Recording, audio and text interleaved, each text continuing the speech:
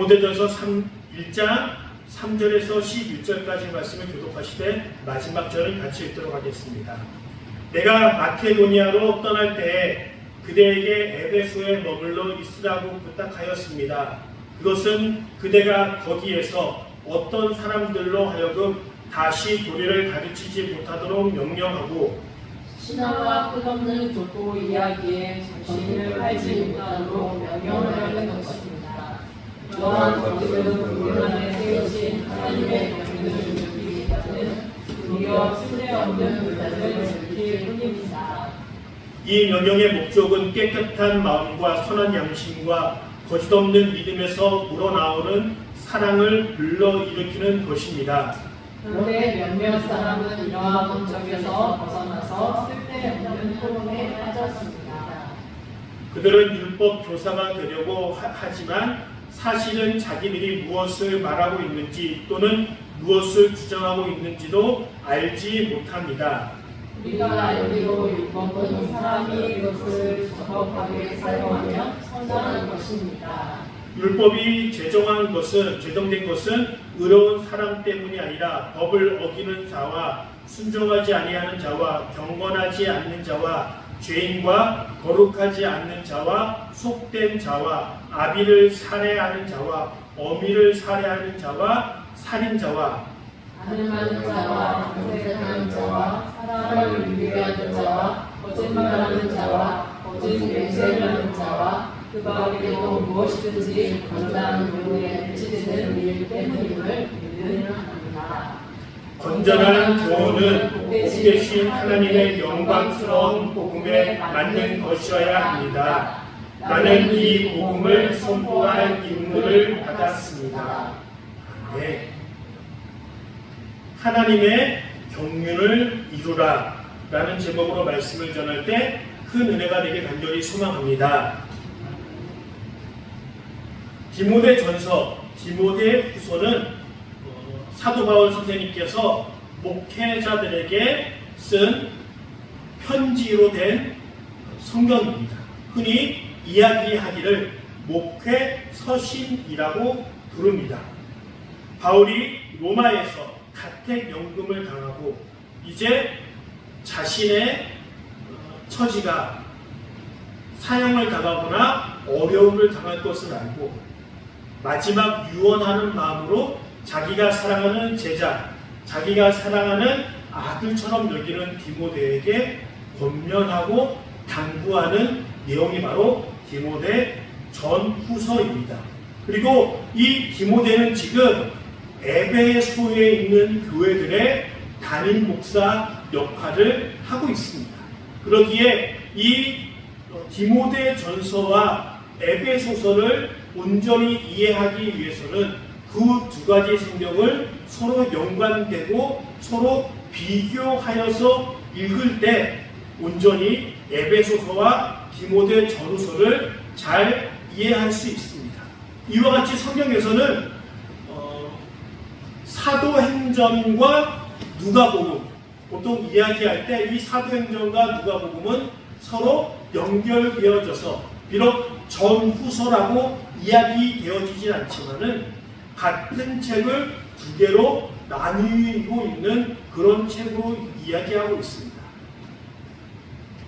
사도행전 16장 1절에 보면 이런 말씀이 있습니다. 다 같이 읽겠습니다. 바울은 더베와 루스드라에도 갔다. 거기에는 디모데라는 제자가 있었는데 그의 어머니는 신앙이 돈독한 유대 여자이고 아버지는 그리스 사람이었다. 아멘.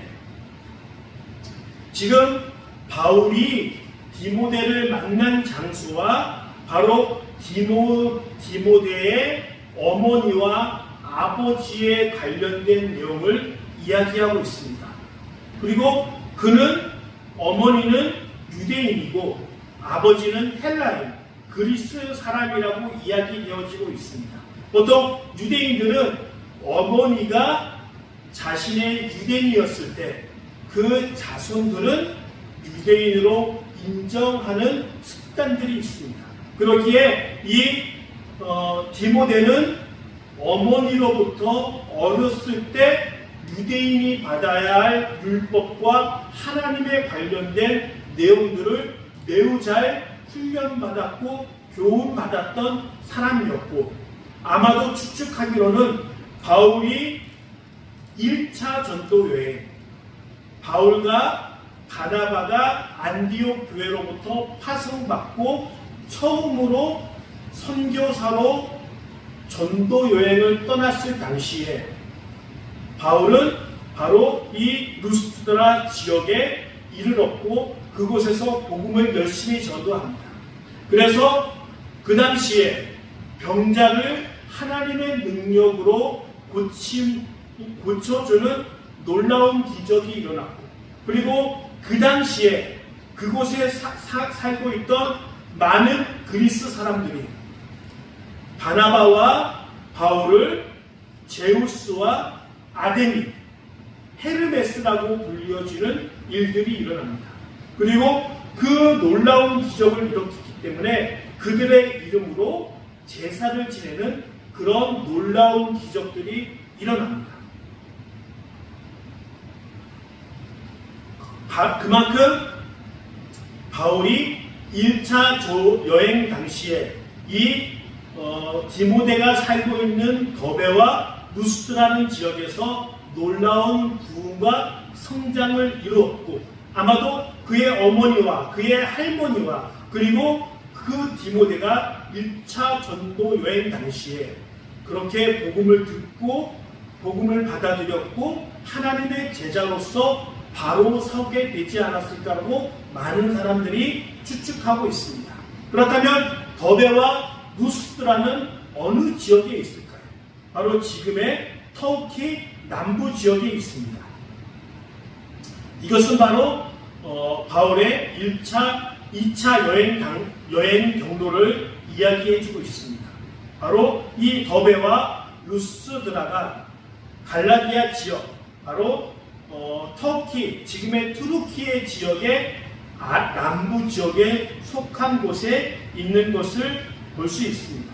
그리고 이 바울은 그들의 출생 지역이 바로 더베와 루스드라였지만 지금 어느 교회 담임 목사 역할을 하고 있다고요? 에베소 교회. 이 에베소 교회의 담임 목회, 그 지역을 총괄하는 그 지역의 목사로서 사역하고 있었는데, 이 에베소 교회는 어떤 곳이냐?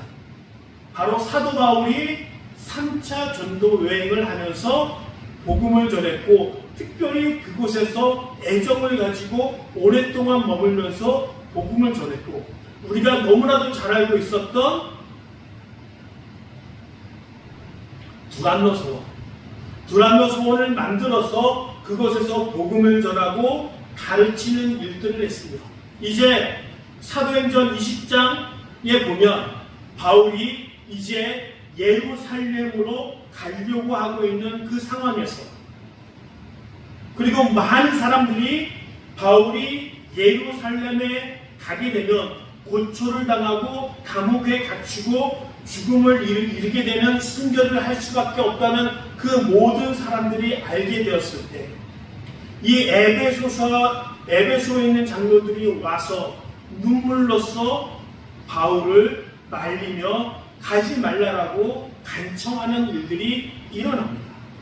그만큼 이 에베소 교회는 바울과 이 에베소에 있는 많은 성도들이 친밀하고 친근하며 특별한 사랑을 가지고 서로 교제하며 교류하였던 그것이 바로 이 둘의 관계였습니다. 그렇지만 이 디모데가 에베소 교회에서 담임 목회를 하고 있었을 때, 이 에베소서에서는, 이 에베소 교회에서는 특별히 문제점들이 발견된 것을 볼 수 있습니다. 요한계시록 2장 2절에 보면 이런 말씀이 있습니다. 사도가 아니면서도 사도라고 자칭하는 자들을 시험하여 그들이 거짓말쟁임을 밝혀낸 것도 알고 있다. 요한계시록 1장과 2장과 3장에 바로 7교회에 대해서 소개하고 있는데, 이 에베소 교회에 대해서 소개하고 있는 것이 바로 이 에베소 교회 가운데 자칭 자기를 사도라고 얘기하는 사람들이 바울의 사도권을 인정하지 않고 바울이 전한 복음을 거짓된 복음으로 인정하고 있다고, 그래서 그것이 잘못된 것임을 이야기하고 있는 사람들이 있었다는 거예요. 바울의 사도권을 부정한다는 것은 바울의 존재 자체도 부정하는 일로 발전될 수 있지만, 그가 복음을 전하고 그가 가르친 그 모든 것이 거짓된 것임을 알려주는 것이기에, 사도 바울의 사도권을 인정하는 것은 그의 지위, 그의 권위를 인정하는 것뿐만 아니라 그가 전한 메시지, 그가 가르친 그 가르침 자체를 인정하느냐 부정하느냐 거기에 달려있는 것입니다. 저는 침례교에서 지정되어진 신학과 또 올바른 과정을 통하여 전도사와 목회자로서 인정을 받았습니다. 그래서 여러분들이 우리 횡성중앙 침례교회에 나와서 예배드리고 저의 가르침을 받고 설교를 듣고 그것을 인정하는 것은 제가 그 모든 과정 가운데 올바르게 목사라는 타이틀, 권위를 인정받았기 때문에 저의 가르침과 저의 지도를 인정하고 있는 거예요. 그런데 제가 만약에 밝혀졌을 때, 저 사람은 거짓말로 침례교에서 인정되어지는 신학도 하지 않고 또 교단에서 인정하는 목사 안수도 받지 않았고 그냥 자칭 목사래 라는 것이 밝혀지면 어떻게 될까요? 제가 갖고 있는 목사라는 권위뿐만 아니라 제가 이제까지 여러분들에게 설교하고 교육하고 권위로 인정받았던 모든 것이 어떻게 되는 거예요?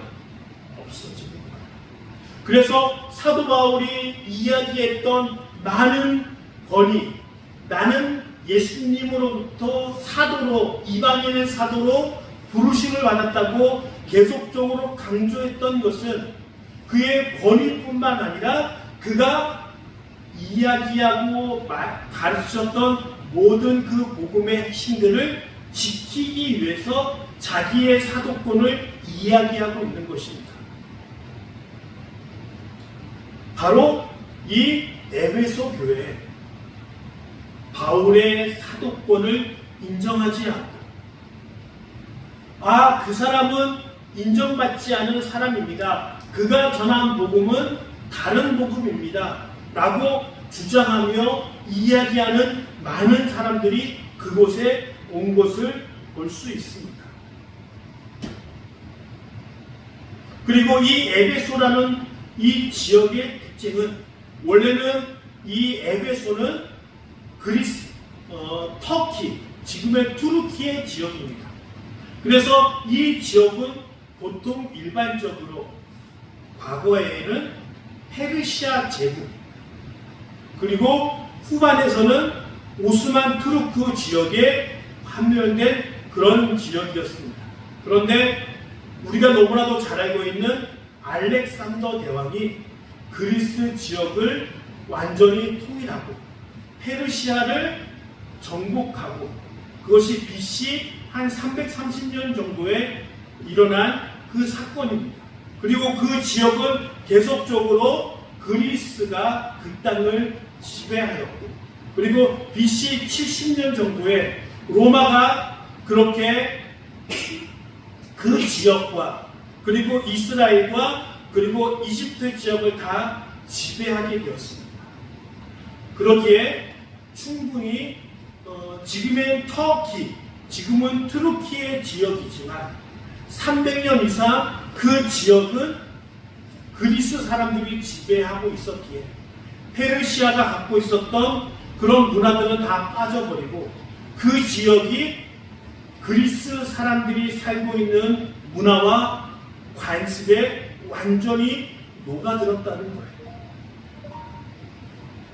그래서 원래 그 지역은 풍성하였고 로마 지역의 로마 사람들이 아시아 전체를 다스리는 수도로서의 역할을 하고 있었지만 자연재해로 인하여 그 모든 문화와 그런 것들이 퇴색해 되어지고 결국은 아데미 여신, 헤르메스 여신의 신전만이 그 위대한 도시를 지지하고 돈벌이 수단으로 만드는 것이었습니다.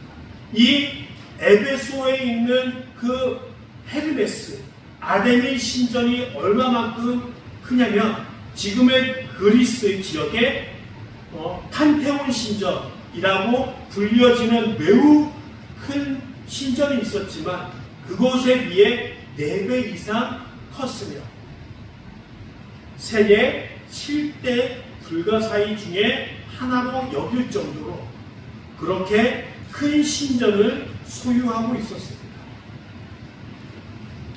그런데 오늘 본문에 보면은 바울이 이 디모데에게 이야기하면서 다른 교리, 이단의 교리를 가르치지 말고 신화와 끝없는 족보 이야기의 정신을 팔리지 않도록 이야기하고 있습니다. 조심하라는 거예요. 아직까지 그 당시에는 무엇이 정통신학이고 무엇이 이단인지 아직까지 정확하게 판단되어지는 것은 아닙니다. 이후에 AD 313년 콘스탄틴 황제가 기독교를 공인하고 그 이후로 이제 여러 가지 종교회를 통하여 무엇이 정통신학인지 그렇게 정립해 나갑니다. 아직까지 그 시기에는 무엇이 정통신학이고 무엇이 올바른 신학인지 구별되어지지 않은 상황에서 사도 바울은 이야기합니다. 자신의 사도권을 인정하지 않는 것은 바로 자기가 선포한 그 복음 자체를 변질시키고 있기 때문에 그 사람들을 멀리하고 이단 교리를 멀리하며 끝없는 신화와 끝없는 족보 이야기의 정신을 팔지 말라라고 이야기를 하고 있습니다. 보통 제가 어제 교회에서 집에 가고 있는데 두 여자가 저를 환하게 웃으면서 막 와서 인상이 좋아 보이네라고 그렇게 얘기하더라. 인상이 좋은 건 맞아요. 아닌가요? 뭐 그럴 수도 있고 아닐 수 있고. 그런데 제가 한마디 했죠. 저 목사니까 내가 가세요. 그래서 그렇게 갔습니다. 많은 이단들이 얘기합니다. 내가 비밀을 알려줄게. 놀라운 비밀이 숨겨져 있어. 숨길 거면 왜 예수님이 십자가에 못 박혀 돌아가셨을까? 이단의 대부분들은 감추어진 비밀이 있어. 그 비밀을 내가 알려줄게. 너만 알려줄게.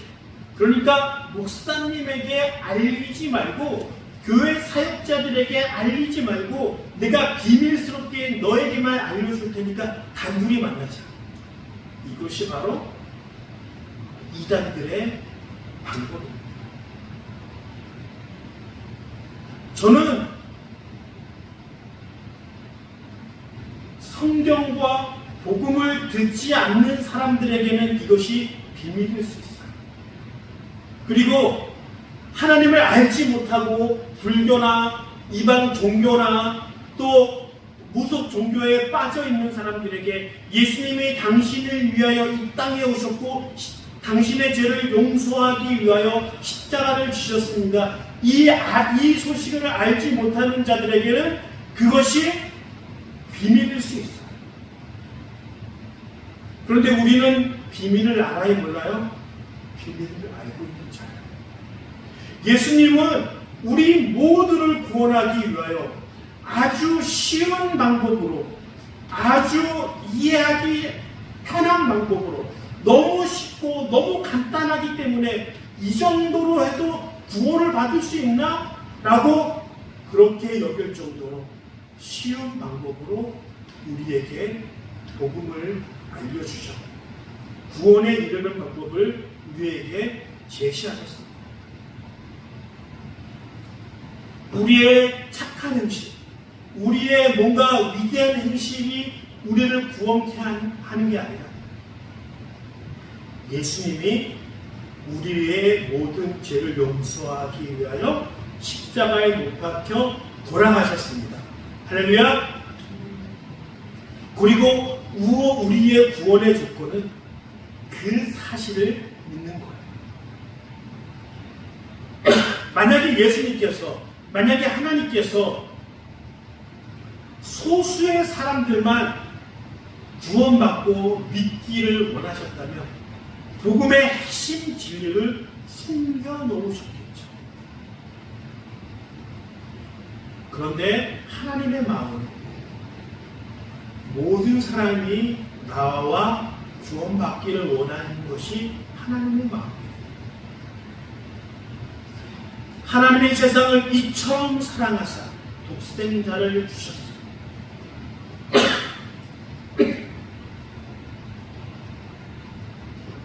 복음은 드러난 거예요. 감추어지지 않은 거예요. 근데 이단들은 감추어졌다라고 이야기합니다. 바로 신화, 이 신화라는 것이 감추어진 것입니다. 그리고 족보, 이스라엘 사람들은 또 과거의 사람들은 족보를 매우 중요하게 여깁니다. 그래서 아브라함이 낳고 누가 낳고 그것을 족보를 삼아서 끝없이 진리가 아닌 것에 집중하며 가르치며 이것이 중요하다라고 중요하지 않는 것을 중요하게 여기는 사람들이 있습니다. 그런데 이런 것들은 하나님의 경륜을 이루는 것에 쓸모없다는 거예요. 하나님의 경륜, 저도 이 단어가 되게 어려운 단어입니다. 하나님의 경륜이라는 게 도대체 무슨 말일까? 하나님의 경륜 이야기는 많이 들어봤지만 이것이 우리에게 어떤 의미인지 잘 모르는 상황입니다. 이 경륜이라는 헬라어 단어는 오이코노미아, 따라해볼까요? 오이코노미아. 바로 이 오이코노미아라는 뜻은 집이라고 하는 오이코스와 규칙이라고 하는 노모스, 이 두 단어가 오이코노모스라고 해서 서로 연결되어지는 합쳐진 단어입니다. 즉 집의 규범, 집의 규칙이라는 뜻이죠. 이것을 교회에서 또 바울의 단어로서 해석을 한다면 하나님의 목적과 그 하나님의 목적을 이루기 위한 하나님의 방법, 그 방법에 대해서 이야기하는 것입니다.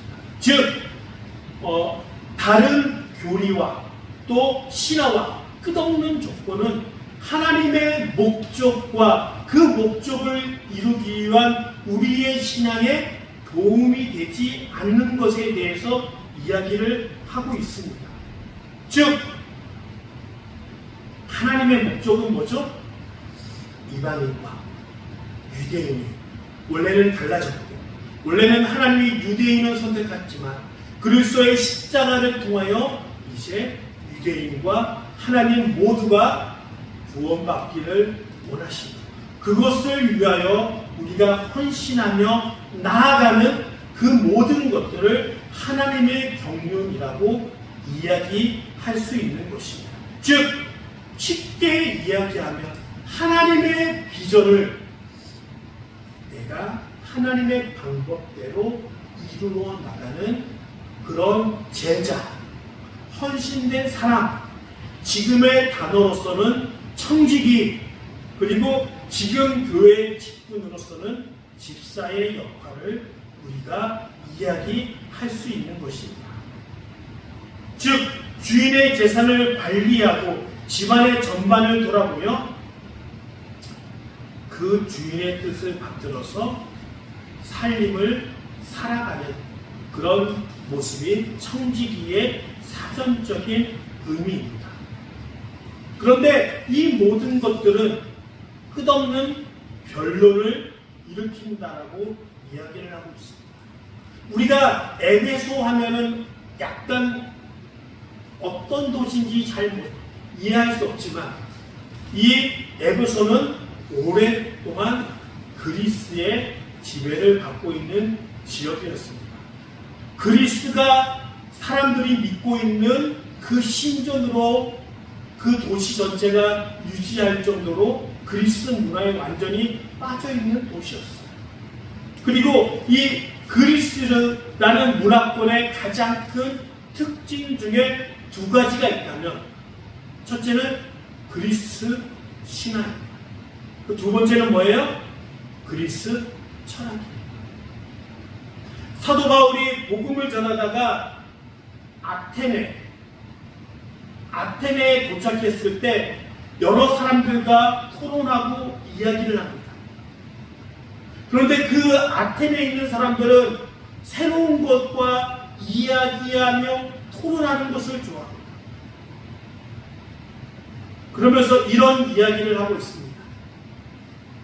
사도행전 7장 21절에 보면 모든 아테네 사람들과 거기에 살고 있는 외국 사람들은 무엇이나 새로운 것을 말하고 듣는 일로만 세월을 보내는 사람들이었다. 아마도 철학자들이 아닐까. 또 이렇게 토론하는 문화, 서로의 새로운 것들을 믿음으로 받아들이지 않고 토론하는 문화가 그 아테네뿐만 아니라 에베소 교회와 그 전반에 깔려있지 않을까라고 추정해 봅니다. 어찌하였던 이렇게 복음을 듣고 회심하며 삶을 돌이켜서 또 하나님의 경륜을 위하여 나아가야 하는 것이 복음을 듣고 헌신하고 회개하고 구원받는 삶의 목적일 텐데 끊임없이 토론, 그냥 자신의 지혜, 학식적인 것만 성장해 나가지만 삶의 모습에서는 전혀 헌신되어지고 하나님의 일을 위하여 나아가지 못하는 삶의 모습을 그렇게 이야기하고 있는 것이 아닌지 생각해 봅니다.